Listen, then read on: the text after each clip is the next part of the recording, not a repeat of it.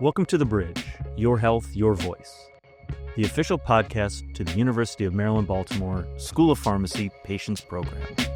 The Patients Program is the bridge between the community and researchers. This partnership is created to help researchers listen to the community's voice in order to build a bridge to an effective learning healthcare community. Here's your host, Paris Barnes. Welcome to The Bridge. My name is Paris Barnes, and I'll be your host today. I am an African-American girl with brown skin. I have red curly hair, and I am wearing a white shirt with a red collar. And today we have a couple guests. I'm going to have each of them introduce themselves and describe how they look for you. So we'll start off with Michelle first. Hi, hello everyone. My name is Michelle Medeiros. I'm a white woman with shoulder-length brown hair. I'm wearing a blue shirt that has an emblem on it representing the Baltimore Lab School.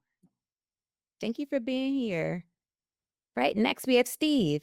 Hello, everyone. My name is Steve Buettner. I am a white male. I have black glasses, and I'm wearing a pink button-down shirt. Awesome. And last but certainly not least, we have John. Hi, I'm John, white male, wearing a purple with an emblem that represents the school. Happy to be here. Awesome. Thanks for being here.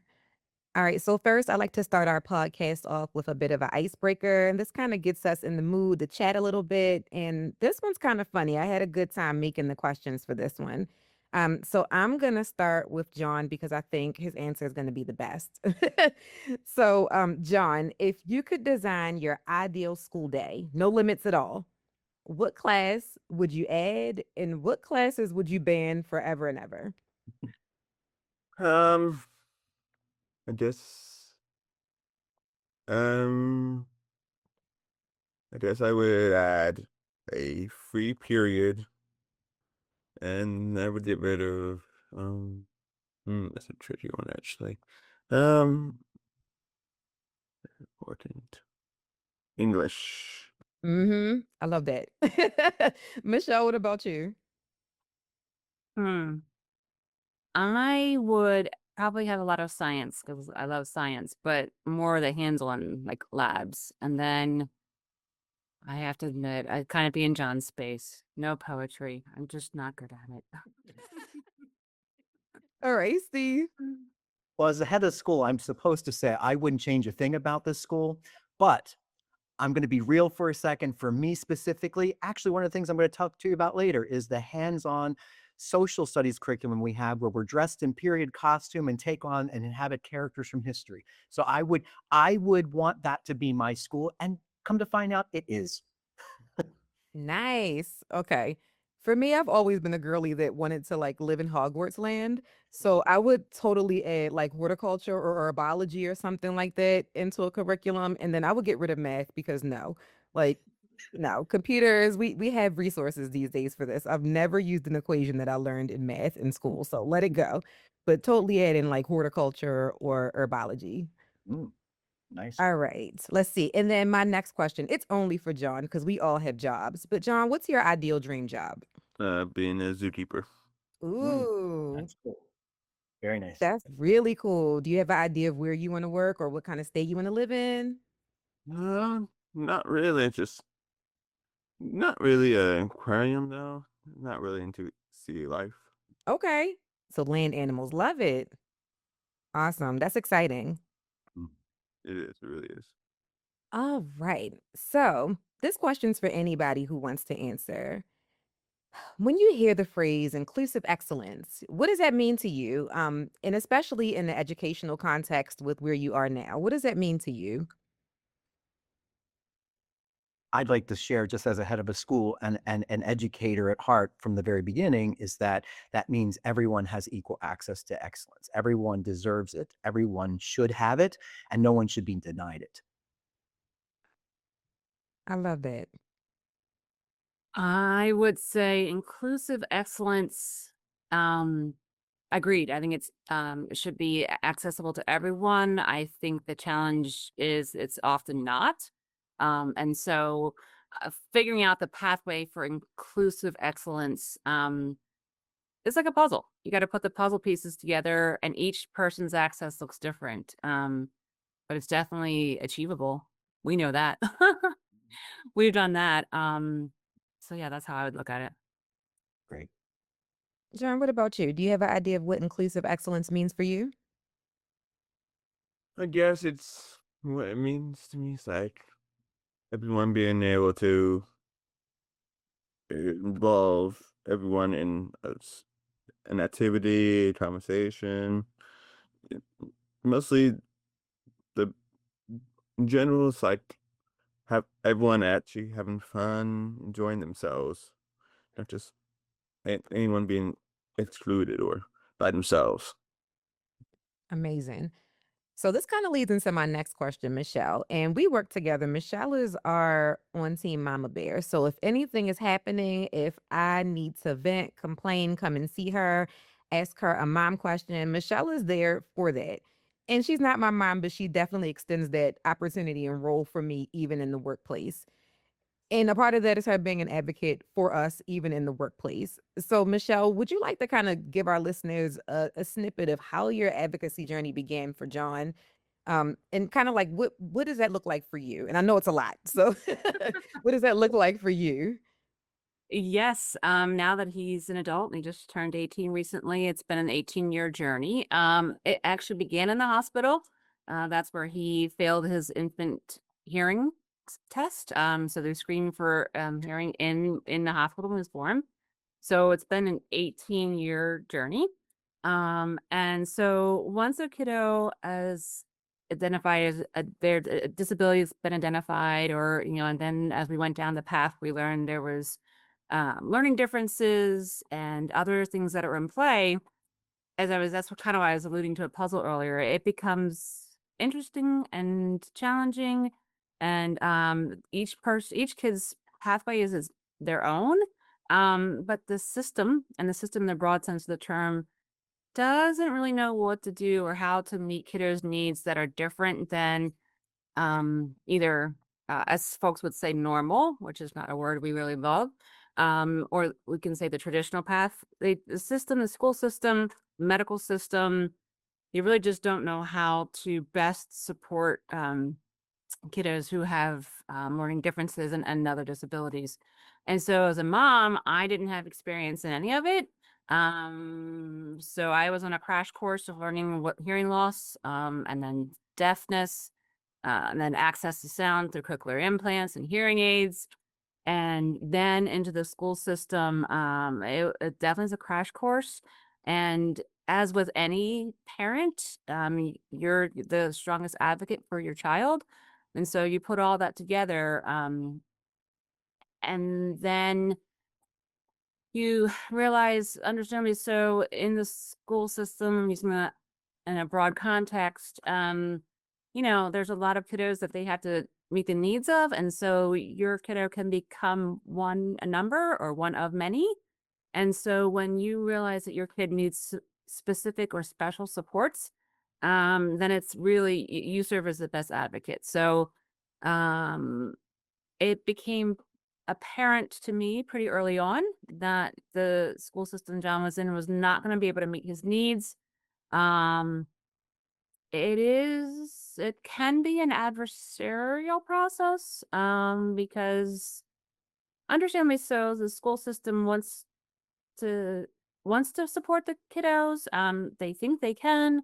And so instead of kind of admitting where they can't, sometimes they just kind of keep repeating messages that aren't the best fit.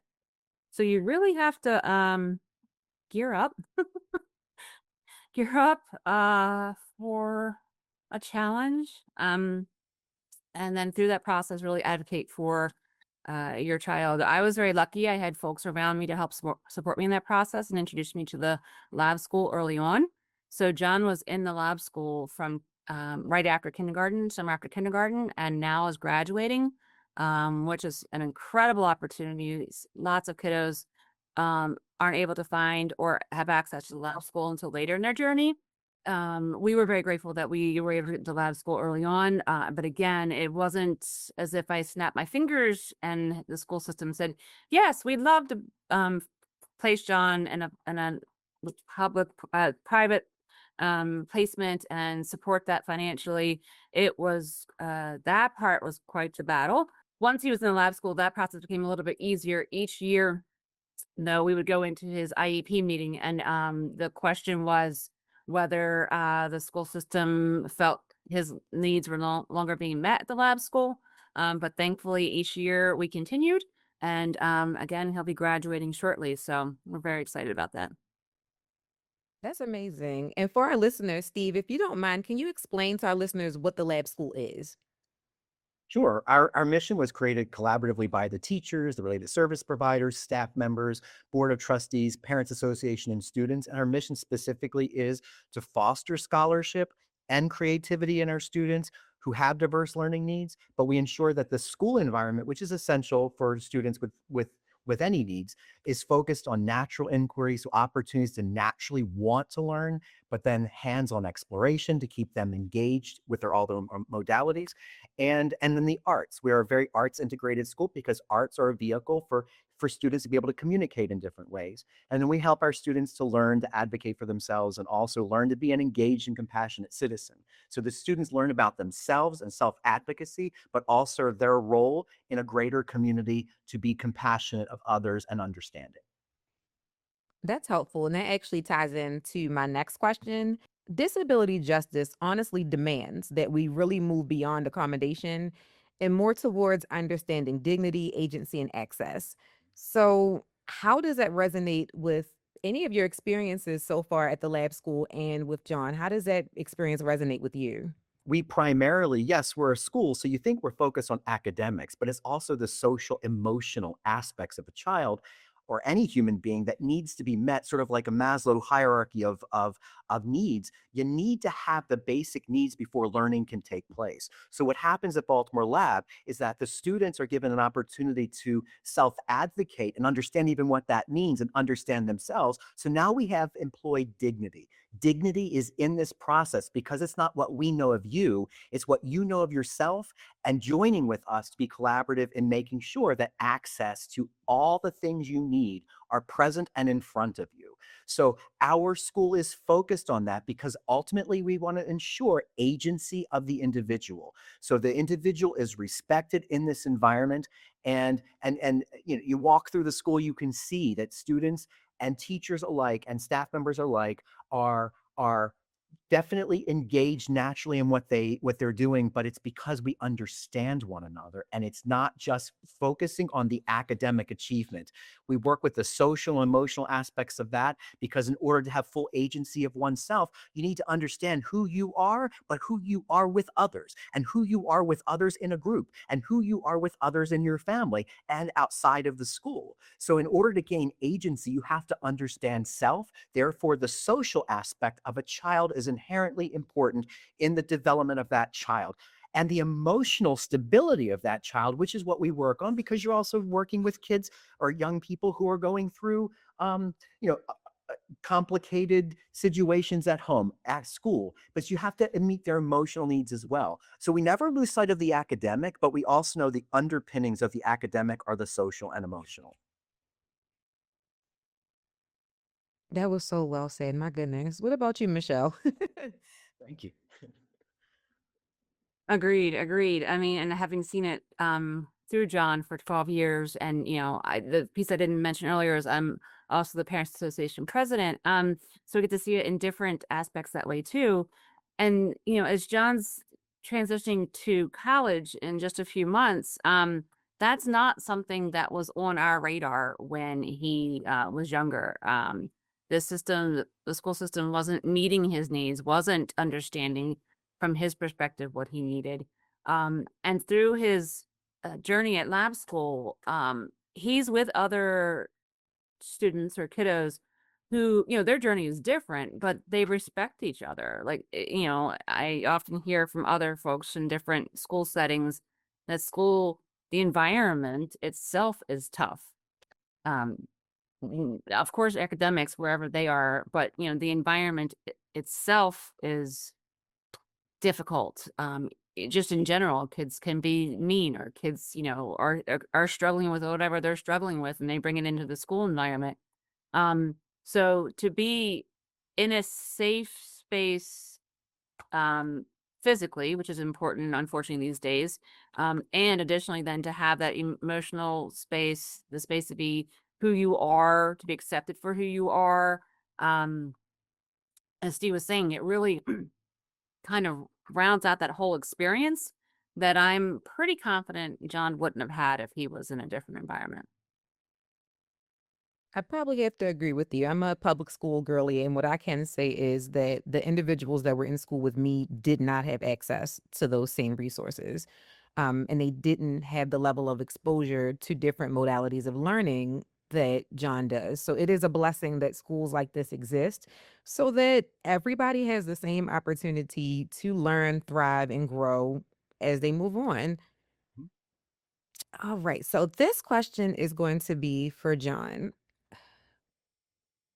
So, a lot of the times when we talk about individuals who are living with disabilities, a lot of people say, I've overcome my disability, or this is how I've overcome this. But truly, a disability is not something that you have to overcome, it's a part of who you are. So, at what moment, or was there a time where you really felt like, I know who I am. This is who I am.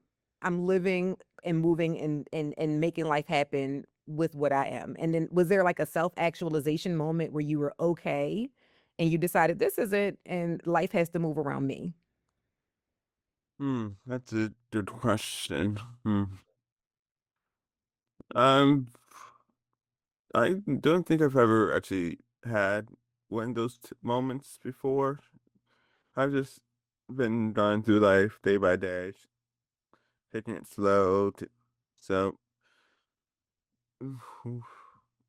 when I really think about it, I guess maybe when I first started Baltimore Lab, don't remember it clearly now, but I do remember bits and bits from time to time that takes me back because I've the Baltimore Lab definitely changed me because I granted I haven't been to any other school because technically I haven't been to my first one that long, so I wouldn't really call that an experience. So I've been at lab for all 12 years, so I'd never known any other system other than lab. So I can't really make the comparison if I haven't been to any of them, any other. So, but I definitely feel like lab has been more than I feel like most places could offer. Like a better education, but more support. It really because they've understand your needs, so because they've experienced it before, like they know what to do. But that doesn't always be the case because what you have to understand the student because each person's different. You may have the same diagnosis, but still different person. So it takes time to understand them. So that's what lab does. It has patience. It has understanding. So uh, I've never once felt like I couldn't get through the any education, but because lab was there for me, I was able to. Uh, there's always so understanding, always so patient with me, and I really do appreciate that. So, but to really answer your question, I guess every day has been self actualization because I've learned something new about myself, and people are always there for me. So every day is always a new experience. So yeah. Thank you. So, Steve and Michelle, I know y'all have to beam with joy hearing that response. Oh, yes. Like, cause I'm like grinning like this is my kid, and it's totally not. But I really beam with joy hearing your response that not only has the school given you so much, but you have given the school back just as much as they've given you. This is a reciprocal thing. So even beyond when you graduate, there will never ever be another John Medeiros, ever, ever. And the school will always have the imprint of your personality, your beauty, your art, all of that will still be there beyond your graduation. So I beam with joy hearing you say the things that you say because as a parent, I don't think any of us could ask for anything more for our children than to thrive, be successful, be happy, and feel like they belong. So thank you for sharing that with the both of us and everybody that is listening. I think anybody could appreciate feeling self-actualization each and every day and learning about yourself every day. All right, so Michelle, at what moment did you realize, gratitude just is not enough? The school has given so much, and at what moment did you realize that there has to be something that you can do to give back to the community and just to remind people that there are choices, you have options that are here for you? I mean, that was early on. I'm kind of, trying to carefully choose my words. I want to be in a supportive space in this conversation, but it really is, and it still is. I talked to folks who are in there earlier on in finding lab school and kind of getting support. But it is a challenge to get into the lab, not by labs, but by the system, the way the system is set up. And so as you start to see your kiddo, instead of taking months to learn a new thing or to take the next step, they're taking steps so quickly. John caught up and began to excel beyond the gap that he was experiencing. Um, and so the gratitude started pretty early on. And, there's oftentimes I'd go to a meeting at lab, parent teacher meeting or whatever. And I was like, okay, this time I'm not going to cry. This time I'm not going to cry. I can get through this one because you're just so grateful.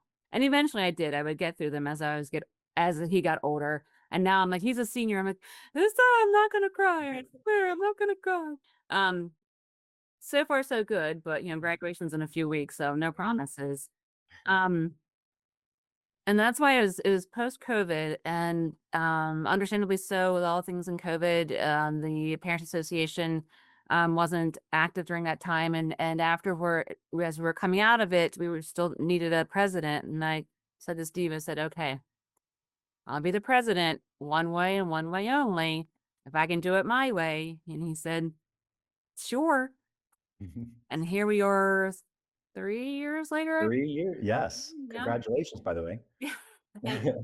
Um, and so that's why part of how I wanted to give back is to, we have kiddos that come from, oh my gosh, all over the state. And so they kind of come from all around and come into the city. And so it's in both by then and by the location of the school, and different things. It's hard to kind of get folks together just because they literally come from all over the state. And so I wanted to find and give back in the Parents Association space and kind of find a model that worked well and would be sustainable, again, given the challenges just by proximity and schedules and all of life.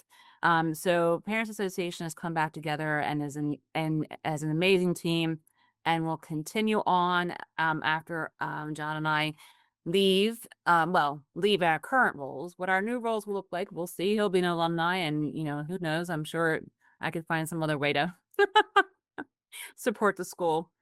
Um, but I was so grateful. We are so grateful for all that John has benefited from the lab school that we just wanted to give back. And so we are going to establish a scholarship in John's name.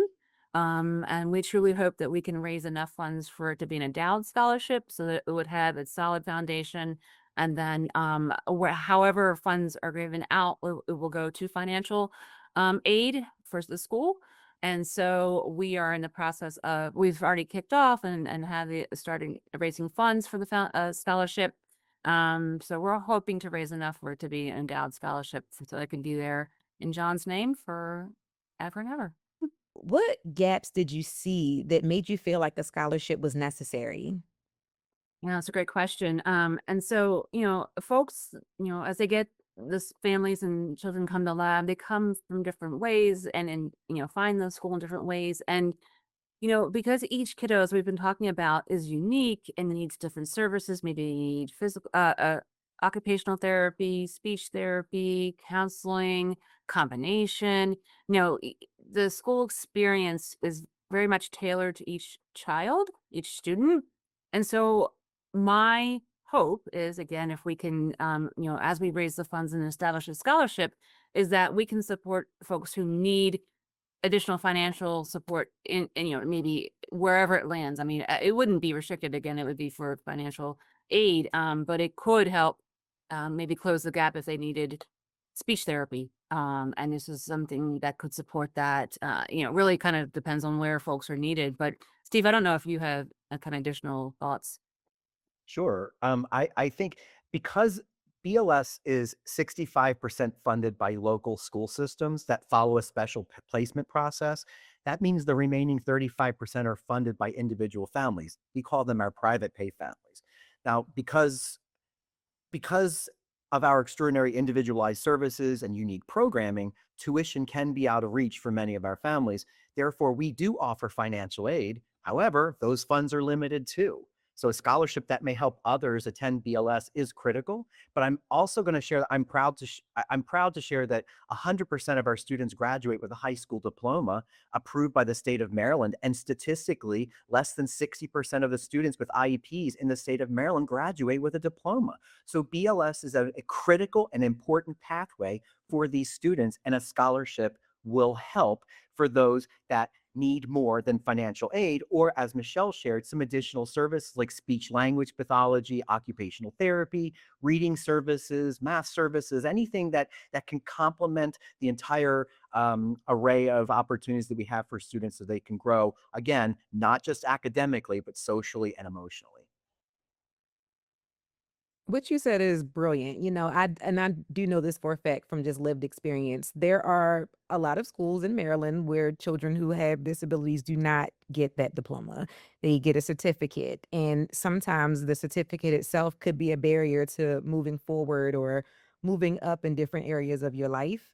And I think that's what sorry, I'm going to toot your kid's horn, Michelle. I think that's what makes John brilliant. He's going to school for zoology. And I just think that is the most brilliant thing. And it's a very noble career, one that I've never actually thought about doing because I'm terrified of all animals of all kinds. I think it's really exciting. So, John, if there was any advice that you could give individuals who are experiencing learning disabilities or challenges, what would that piece of advice be? Ooh, that's a good question. I guess rely rely on the aid that teachers give you, but not too much that you completely rely on them. The only way they're helpful to you is if you use it as an example, but not as like, for example, if you're like, let's think back on to English. Sometimes my teachers would give me examples of a prompt for an essay. So what you want to do is see it as an example and think of your own, how you would write that. But don't follow word per word. Just think, doesn't take as much time as you need, but let your imagination run wild with that, and that prompt will help you smoothly do an essay. Granted, it usually works for me, but sometimes it takes a little longer than other time for me to think of a way to do the essay. But in the end, I'm always able to get it done because I have these aids to help me through my hesitation. So it's just always ask for help. John, that's amazing advice, even for me. Okay. Because I always feel like I'm the person that has to like do it, do it, do it. But asking for help is amazing advice, even for me. So thank you for leaving me with that jewel in general, because I think that's amazing advice for any adult to take. Thank you so much to our listeners for being here. We want to give a special shout out to Baltimore Lab School. We wanted to send all of our love, good well wishes to the Medeiros family. And we're going to have to do another podcast in a little bit for John to come back. And I need John to come back and tell us everything he's learned about animals and all the fun stuff that he's done in college. So stay tuned. We're going to see if we can convince John to come back and talk to us a little bit in the future about what's going on. So thank you for being here. Thank you for listening to The Bridge, and we'll see you next time. Thank you for listening to the Bridge Podcast. To learn more about the Patience Program, visit our website at www.bridge.org. www.patients.umaryland.edu.